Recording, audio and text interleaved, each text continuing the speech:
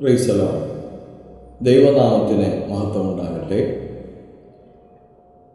ഈ കൂടാരത്തിൽ ഞങ്ങൾ ഞെരങ്ങിക്കൊണ്ട് നഗ്നരായിട്ടല്ല വസ്ത്രമുള്ളവരായിട്ടിരിക്കുന്നു. എന്താണ് നഗ്നത? എന്താണ് ഉടുപ്പ് അഥവാ വസ്ത്രം? എന്താണ് നഗ്നത? എന്താണ് നമുക്ക് ലഭിക്കുന്ന ഉടുപ്പ്? ഈ കാര്യമാണ് ഇന്ന് നാം ചിന്തിക്കാൻ പോകുന്നത്. അതിനാധാരമായി കൊരിന്ത്യർക്ക് എഴുതിയ 2-ാം ലേഖനം 5-ാം അധ്യായം അതിൻ്റെ 2 മുതലുള്ള വാക്യങ്ങൾ നമുക്ക് വായിച്ചു കേൾക്കാം. ഈ കൂടാരത്തിൽ ഞെരങ്ങിക്കൊണ്ട് ഞങ്ങൾ നഗ്നരായിട്ടല്ല ഉടുപ്പുള്ളവരായിരിക്കുന്നു.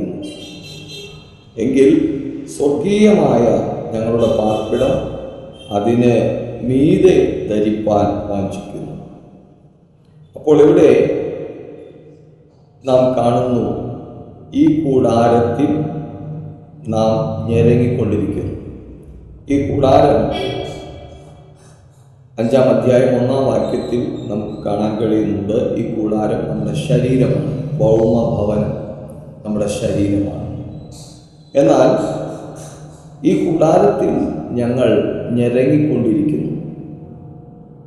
സ്വർഗീയമായ മറ്റൊരു കൂടാരം അതിൻ്റെ മീതെ ധരിപ്പാൻ ഞങ്ങൾ ആഗ്രഹിക്കുന്നു.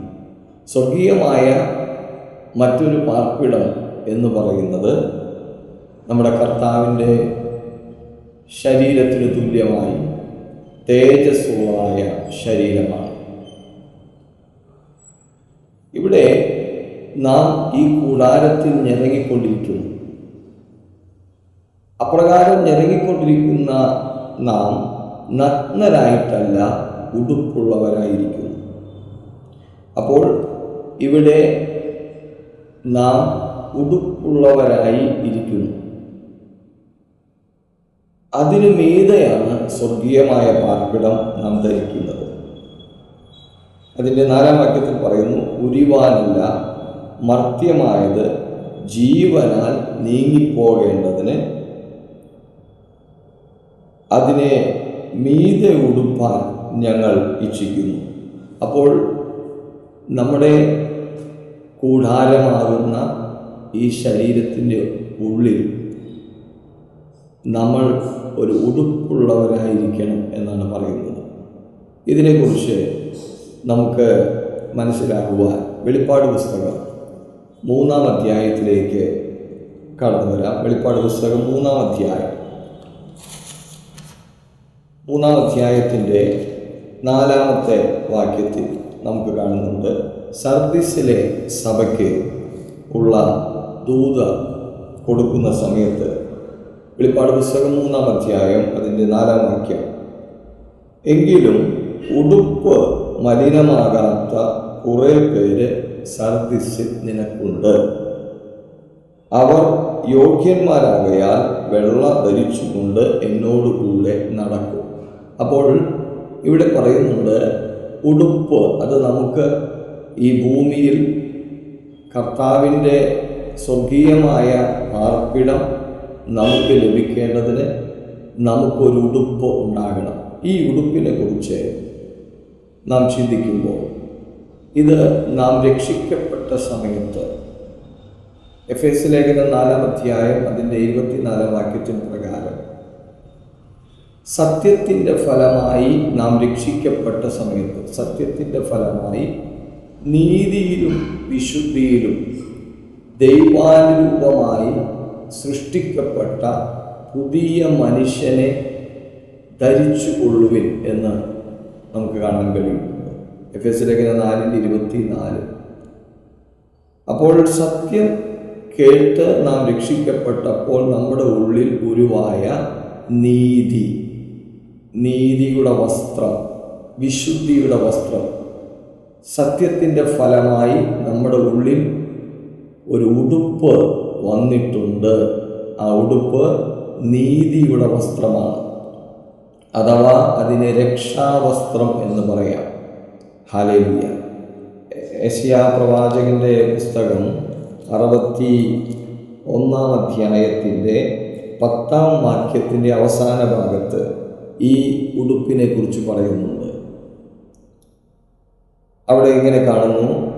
യെശയ്യാ പ്രവാചകന്റെ പുസ്തകം 61:10, അതിൻ്റെ അവസാന ഭാഗം, അവൻ എന്നെ രക്ഷാവസ്ത്രം ധരിപ്പിച്ചു, നീതി എന്ന അങ്കി ഇടുവിച്ചിരിക്കുന്നു. അപ്പോൾ ഇവിടെ ഈ കൂടാരത്തിൽ നാം ഉടുപ്പുള്ളവരായിരിക്കുന്നു എന്ന് പറയുമ്പോൾ കർത്താവ് നമ്മെ ധരിപ്പിച്ചിരിക്കുന്ന രക്ഷാവസ്ത്രം സത്യത്തിൻ്റെ ഫലമായി നമ്മിലുണ്ടായ നീതിയുടെ വസ്ത്രത്തെക്കുറിച്ചാണ് പറയുന്നത്. ഇനി ഈ ഉടുപ്പ് മലിനമാകാതെ സൂക്ഷിക്കേണ്ടത് നമ്മുടെ ഉത്തരവാദിത്തമാണ്. അതാണ് സർദീസിലെ സഭയ്ക്ക് ദൂതെഴുതുമ്പോൾ പറയുന്നത്, ഉടുപ്പ് മലിനമാകാത്ത കുറേ പേർ സർദീസിൽ നിനക്കുണ്ട്. അപ്പോൾ ഉടുപ്പ് മലിനമാകാതെ, ലോകത്താലുള്ള കളങ്കമേൽക്കാതെ നമ്മുടെ കർത്താവ് നമുക്ക് തന്നിരിക്കുന്ന നീതി വസ്ത്രം മലിനമാകാതെ സൂക്ഷിക്കുന്നവർക്കാണ് അതിൻ്റെ മീതെ ധരിക്കുവാൻ സ്വർഗീയമായ പാർപ്പിടം ലഭിക്കുന്നത്. ദൈവത്തിന് സ്തോത്രം. അപ്പോൾ ഉടുപ്പ് മലിനമാകാതെ സൂക്ഷിക്കണം. ഹല്ലേലൂയ. നഗ്നത അവിടെ പറയുന്നത് നഗ്നരായിട്ടല്ല, ഞങ്ങൾ ഉടുപ്പുള്ളവരായിരിക്കുന്നു. അപ്പോൾ നഗ്നത എന്ന് പറയുന്നത് നമ്മുടെ പഴയ മനുഷ്യരിലെ സ്വഭാവമാണ്. ചതിമോഹങ്ങളാൽ വഷളായി പോകുന്ന പഴയ മനുഷ്യനെ ഉരിഞ്ഞു കളഞ്ഞ് നാം നീതി വസ്ത്രം ധരിച്ചിരിക്കുന്നവരാണ്. അപ്പോൾ നഗ്നത എന്ന് പറയുന്നത് പഴയ മനുഷ്യൻ്റെ സ്വഭാവം. നീതിയുടെ വസ്ത്രം, ഉടുപ്പ് എന്ന് പറയുന്നത് സത്യത്തിൻ്റെ ഫലമായി നമുക്ക് ലഭിച്ചിരിക്കുന്ന നീതീകരണവും വിശുദ്ധീകരണമാകുന്ന വസ്ത്രം. അതിനെ മലിനമാകാതെ സൂക്ഷിച്ചാൽ അതിൻ്റെ മുകളിൽ സ്വർഗീയമായ പാർപ്പിടം, തൻ്റെ മഹത്വമുള്ള ശരീരത്തോട് അനുരൂപപ്പെട്ടതായ ഒരു പാർപ്പിടം നമുക്ക് ധരിക്കുവാൻ കഴിയും. ദൈവത്തിന് സ്തോത്രം. ഈ വചനങ്ങളാൽ ദൈവമായ കർത്താവ് ഏവരെയും അനുഗ്രഹിക്കുമാറാകട്ടെ. ആമേൻ.